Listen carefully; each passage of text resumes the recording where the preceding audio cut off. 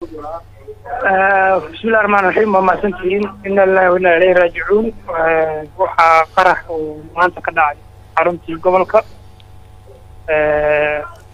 dad badan oo runtii mas'uuliyiinta gobolka kamid ah wax ku noqday wali waxaan ku dhaawacyadii iyo dadkii hidii wuxuu gaareen saacadooda gudoomiyaha gobolka waa dhaawac wuxuu ku jiraa hadda saaladii qaliinka lagu jiraa dhowr gudoomiye degmana wax ku noqdeen qaraxu meesha uu ka dhacayna waa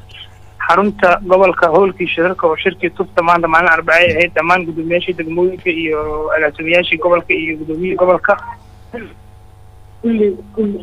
kulli waxaa lagu jiray shirka lagu jiray marka qadara meeshaas ka dhacday wax ilaahay qoray ahayd nimankan cadowga ahna mar walba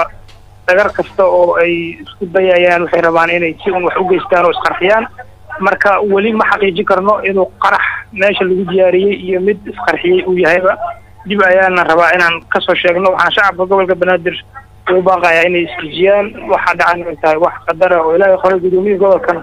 waa ku nool yahay haddana maaragtay lala tacaalayo caafimaadkiisa gudoomiyaha dhaawiciisa ka waran marka gudoomiye tuulax ma mid culus baa mise hadda sida ay loo xaqiijiyeen dhaqaatiirtu wareegii koowaad wali waa fiican yahay ma faham qaliinuna hadda ku jira marka qaliinka markuu ka soo baxa kadib aan xaqiijin doonaa sida ay xaaladdu tahay dhowr gudoomiye degmada qaraxa ku dhintay ayadana dib baan ka soo xaqiijin doonaa magacyada iyo inta dhaawaca ah iyo inta ay wax noqotay laakiin waxaan rabaa shacabkeena u sheego inay tahay waxaan wax qadara oo ilaahay qoray qofkii ilaahay u qorana uu dhimanayo inayna isdejiyaan nimankaan anaga mar walba oo nagama leexin doonaan maaragtay howlaha aan qaranka u hayno si walba iskugu dayaan inay dhibaato u geystaan